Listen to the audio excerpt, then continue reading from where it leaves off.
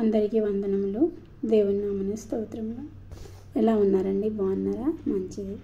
రోజు నా వాక్యం విని దీవించబడుతున్నారని నమ్ముచున్నానండి. మంచిది. ఈనేటి మన ధ్యానాంశము ఒకరిని ఒకరు క్షమించుడి. ఒకరిని ఒకరు క్షమించుడి.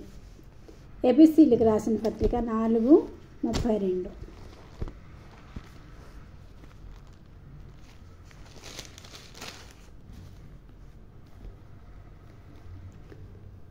ఒకని ఎడల ఒకడు దయగలిగి కరుణాహృదయులై క్రీస్తునందు దేవుడు మిమ్మును క్షమించిన ప్రకారము మీరును ఒకరినొకరు క్షమించుడి. చూడండి, ఇక్కడ ఏమని రాసి ఉన్నది? క్రీస్తు మనల్ని క్షమించిన ప్రకారము మీరును ఒకరినొకరు క్షమించుడి. ఒకని ఎడల ఒకడు దయగలిగి, దయ అనేది కలిగి ఉండాలి. ఫస్ట్ మనకేముండాలి? దయ ఉండాలి. ఒకరి మీద ఒకరికి దయ అనేది కలిగి ఉండాలి.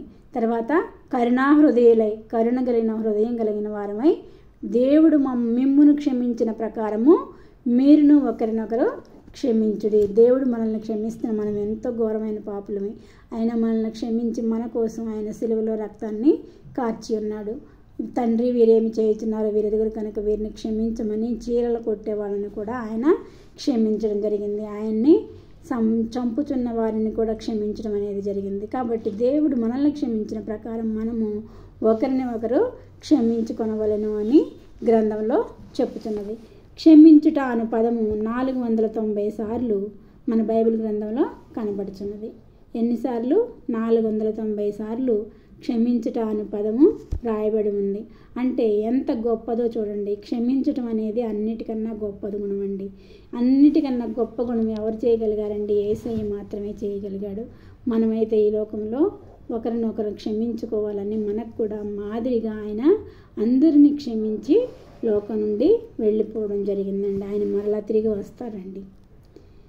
సో ఇక్కడ మనుష్యులు అపరాధములను మీరు క్షమించిన యెడల మీ పరలోకపు తండ్రియు మీ అపరాధములను క్షమించును. మనుషుల అపరాధములను మనము క్షమించినట్లయితే మన అపరాధములను మన పరలోకపు తండ్రి క్షమిస్తాడు.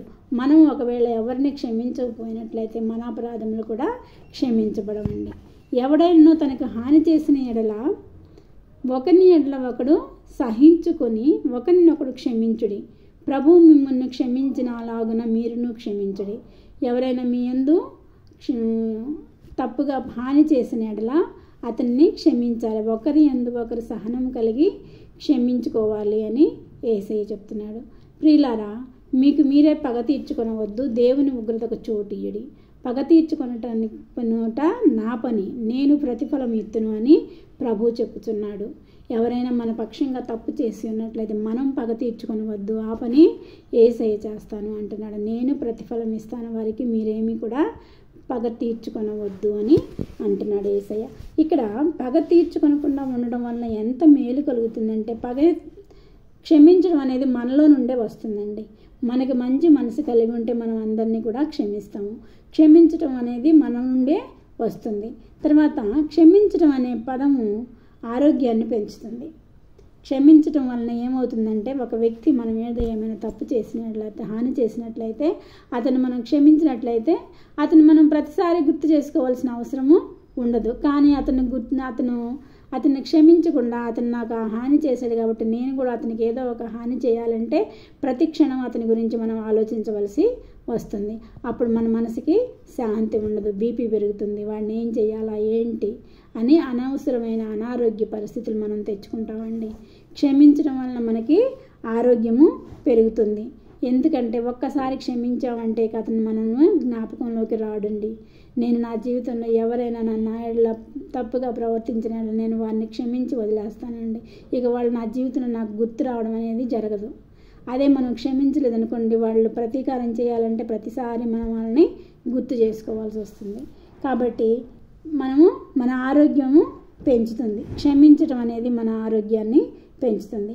నెక్స్ట్, క్షమించడం వలన బంధం బలపడుతుంది. ఒకరినొకరు క్షమించుకోవడం వలన బంధం అనేది బలపడుతుంది. భార్యాభర్తల మధ్య కోపం వచ్చినప్పుడు ఒకరినొకరు క్షమించుకున్నట్లయితే వారి బంధము బలపడుతుంది. అలాగే అక్క చెల్లెళ్ళ మధ్య ఏమైనా గొడవలు వచ్చినప్పుడు క్షమించుకున్నట్లయితే ఒకరినొకరు వారి బంధం బలపడుతుంది. అన్నదమ్ముల మధ్య ఏమైనా గొడవలు వచ్చినప్పుడు క్షమించుకుంటే ఒకరినొకరు వారి మధ్య వారి యొక్క బంధం ఇంకా బలపడుతుంది. కాబట్టి క్షమించడం అనే దానివల్ల మనకు ఉన్న ఉపయోగం ఏంటి? బంధం బలపడుతుందండి.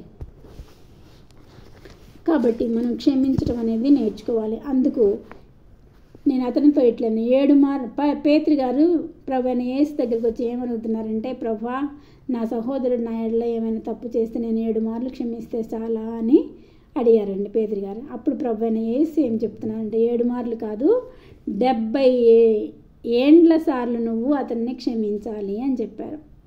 70 ఏండ్ల సార్లు అంటే ప్రవర్తన అతను ఇట్లను ఏమి 7 మార్లు మట్టుకు కాదు, 70 ఏళ్ల మార్ల మట్టుకని నీతో చెప్పుచున్నాను. 70 ఏళ్ల సార్లు అంటే మనం జీవించినంత కాలం వారిని క్షమిస్తూనే ఉండాలి. వారు మన పక్షంగా ఏమైనా తప్పు చేస్తే, వాళ్ళు తప్పులు చేస్తూనే ఉన్నా మనం వారిని క్షమిస్తూనే ఉండాలి. అలా క్షమించడం వలన మన పరలోకపు తండ్రి మన అపరాధములను క్షమించి మనల్ని నిత్యజీవంలోకి నడిపిస్తారు. మనం పరలోకానికి చేరుకోగలుగుతాము. కాబట్టి మనము ఇతరులను క్షమించే హృదయాన్ని కలిగి ఉండాలండి. క్షమించే హృదయం కలిగి ఉండటం వలన మనకి యేసయ్య పరలోకాన్ని ఇస్తాడు. జీవితాన్ని సుఖమయం అవుతుంది. మన జీవితం ఆరోగ్యము పెరుగుతుంది. తర్వాత బంధం బలపడుతుంది. క్షమించే శక్తి అనేది మన దగ్గర నుండే వస్తుంది. క్షమించడం అనేది గొప్ప శక్తి అండి. అందరూ క్షమించలేరండి. ఎవరికైతే యేసు ప్రభు మనసు కలిగి ఉంటారో వారే మన యొక్క పగవారిని క్షమించగలుగుతారు. మనకి హాని చేసిన వారికి హాని చేయాలని అనుకోకుండా వారిని క్షమించి వారి మనసుని ప్రభు అయిన యేసుకి వారిని అప్పగిస్తారండి. సో మన యొక్క ఎవరైనా హాని చేసే వాళ్ళు ఉంటే వారిని ప్రభు అయిన యేసుకి అప్పగించి మనం ప్రభు అయిన యేసులో ఒకరినొకరు క్షమించుకుంటూ ఉండాలని కోరుకుంటూ ఈ చిన్న వాక్యాన్ని ముగిస్తున్నాను. ఆ వాక్యం ప్రతిరోజు వినాలి అనుకుంటే సబ్స్క్రైబ్ చేసుకోండి. ఓకేనా? సరే, ప్రార్థన చేసుకుందామండి. సర్వశక్తి మిక్కిలి కృపగలిగిన ఘనమైన యేసురాజా, మీ పాదములకు స్తుతులు స్తోత్రములు తండ్రి. అద్భుతకరుడా, ఆశ్చర్యకరుడా, నీ పాదములకు స్తోత్రములు నాయన. ఒకరినొకరు క్షమించుడి అని మాట్లాడారు ప్రభా. మాలో నీ యొక్క మనసు కలిగి ఉంటేనే మేము ఒకరిని క్షమించగలుగుతాం తండ్రి. మీరు ఈ లోకంలో ఎవరినైనా క్షమిస్తేనే పరలోకపు తండ్రి మీ మమ్మల్ని క్షమిస్తారని మాట్లాడారు ప్రభా. అయ్యా, మాకు క్షమించే హృదయాన్ని దయచేయండి ప్రభా. మీలాగా మంచిగా అందరినీ క్షమించి ప్రభా, ఎవరైనా హాని చేసేవాళ్ళంటే వారిని మీకు అప్పగించే మనసుని మాకు అనుగ్రహించమని మా ప్రభును ప్రియకుమారుడైన యేసుక్రీస్తు నామమున అడుగుచున్నాను తండ్రి. ఆమెన్.